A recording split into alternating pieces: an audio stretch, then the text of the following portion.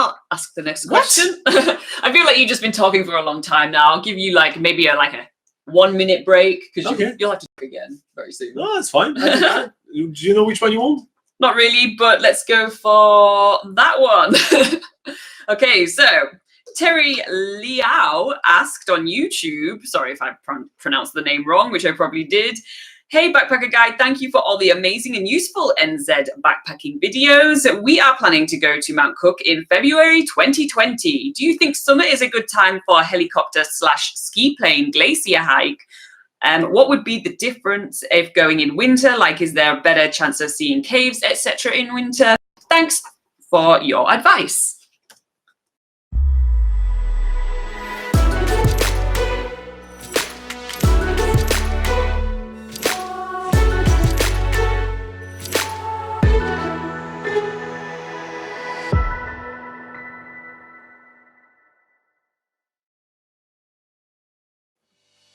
Is there a bad time to do a heli hike? Not really. The thing with heli hiking, whether you're doing it in Franz Josef or Fox Glacier or in Mount Cook National Park, is that in that area it's pretty much winter all year round. So the glaciers are there all year round. The snowy mountains around you are always snowy all year round. So there's not really, it's not like everything's sort of gonna melt away in summer and it's not gonna be as good. So yeah, basically in short, you can do it at any time and it's an amazing experience. So some people actually think that in summer there's not going to be a glacier. We actually have received this question quite often, so now to put that to rest, the glaciers are here all year round and they do not disappear in summer, and they are not, not there in winter or anything like that. It's an all year round activity.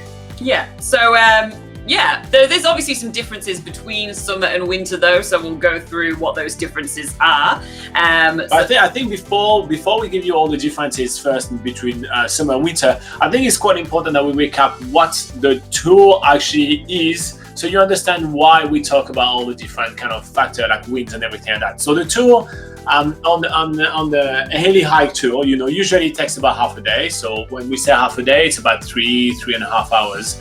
The tour starts usually at the base where you are given a safety briefing as well as all your equipment. You are always provided, which should be winter or summer, you're always provided with a really thick rain jacket, with beanies, with crampons, with thick shoes and everything. So you are always kitted like if you were to attack the Antarctic. And no matter the season. So no matter what, you're never really going to be cold. Like we've done it in the middle of the winter, we've done it at the height of the summer, and we never got cold doing this activity. So once you've done all your safety briefing and everything like that, you are usually led or driven, depending on where you're going, toward the helicopter pad. Then you're going to board the helicopter, and it's usually about a 10-minute helicopter ride, not even, some days even shorter than that. And you see some amazing scenery, and you land right on the glacier. When you land right on the glacier, you're gonna have one of the guards going to open the door of the helicopter, and everybody's going to get out one by one of the helicopter with head down. You feel like you're an action star hero, and you're getting down, and then the helicopter is taking some of the people and flying out, and you are left stranded on the glacier.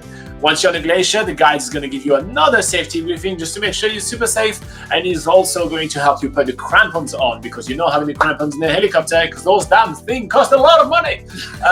So you put the crampons on, and then after, the guide is going to kind of lead you to kind of hike around the glacier. Now, it's not a full hike, like a lot of people are like, oh my gosh, I can't hike and everything's too tough. No, it's a little walk, right? You're not doing a huge, you're not covering huge ground. You're probably doing, I don't know, I'd say if we do 1 or 2 kilometers at most. So it's kind of really slow pace, and the glaciers move all the time. So every single time you see some beautiful picture of that cave or that this or that, it's probably going to disappear after about 2-3 weeks. So don't think that you're going to always see exactly the same thing. So, and the path that you're going to take around the glacier will change all the time. So you can never be told like, oh, where you're going to have the best caves, where you're going to have this, where you're going to have that. We have some videos that explain where you're going to have the most chances for that. So you can type Heli-Hike Backpacker Guide, and then you'll find all our question answering as well as all our videos, because we've done Fox Glacier, Franz Glacier, Franz Josef Glacier, and Mount Cook Glacier, and we've done video for all 3 of them. So you can watch all those 3 videos and see which one you like the most. But yeah, so you do a bit of a walk around. It's literally just a stroll, right? It's a gentle stroll. You don't need crazy amount of fitness. Like you need zero fitness to do that. And once you're done with all that, sometimes you have some, you can go through ice caves and everything like that. But you always have the choice not to do it and stay on the surface and kind of keep walking. So it's always up to you. If you feel like doing it, if you don't feel like doing it, if you feel like just going there, take a selfie and then get out and tell people you've done it, you can do that. And then once you finish, you go back to where the helicopter was landing. The helicopter is going to land. It's going to be action hero again. You run toward the helicopter. You take a few crampons first. You take the helicopter ride again, 10 minutes back to the base, and then you give them back all their equipment. And some of them leave you with a beanie as a souvenir. But yeah, so that's basically what it entails, right? So there is a lot of moving part there. There is a flight as well in a helicopter. So there is a lot of things to take in consideration when you think about what's the best season to do. Okay. All right. So after that introduction, so in summer, the thing to note is that the weather is usually a little bit more predictable. It's not perfect, but it's a little bit more sort of consistently, not as rainy as in winter. So with that in mind, that means that the helicopters are going to be going, because they are very much weather dependent, whether the helicopters fly or not. So if you're having like extreme winds, or you're having like just pouring down with rain, then it's likely that your helicopter tour or your heli hike will get rescheduled or cancelled. It's usually rescheduled, but it's usually up to you whether you're staying around long enough to actually get the next flight that's available.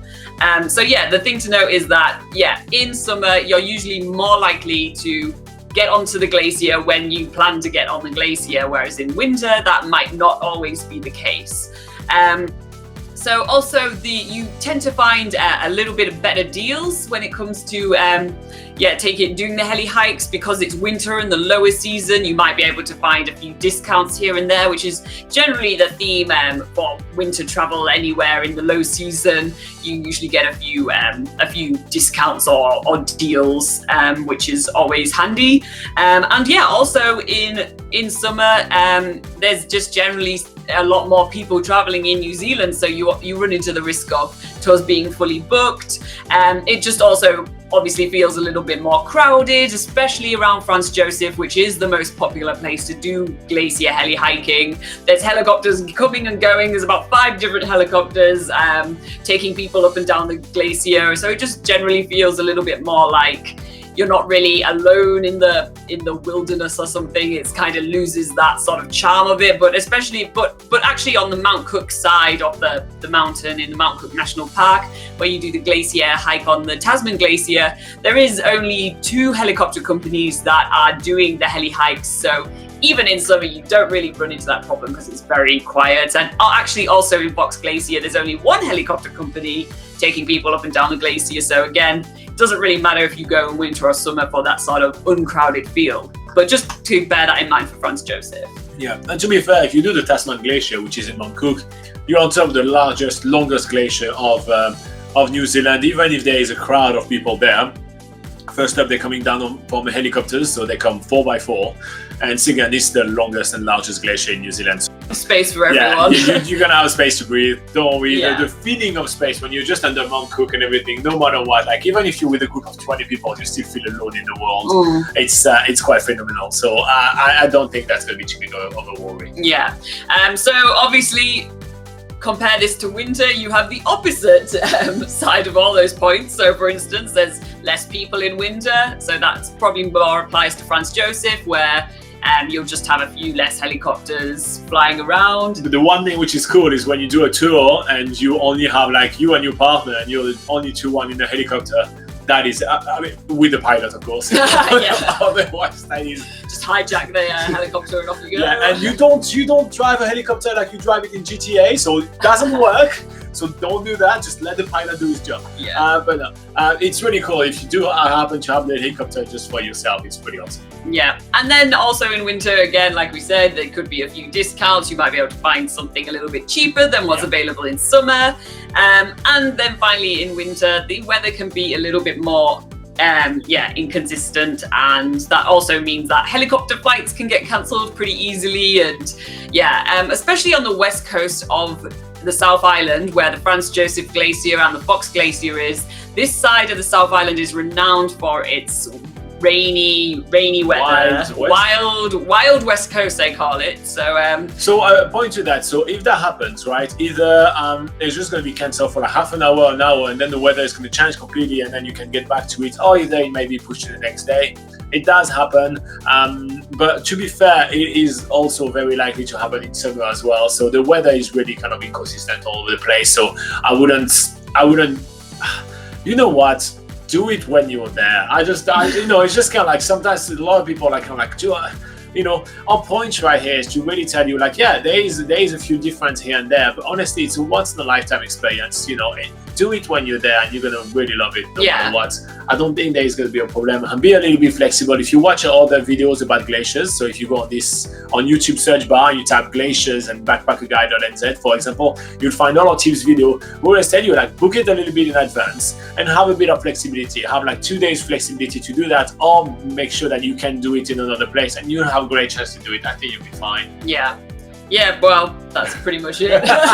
You'll be okay. Yeah. So what was the name of this guy? Terry Liao. I hope that was really helpful to you. If you find that useful, what can you do? You can click on like, and you can also click on subscribe if you want to see more of our videos, and also get notifications for when we do these live videos, especially if you click on the little bell, you should get a notification. Exactly what she said. Yeah.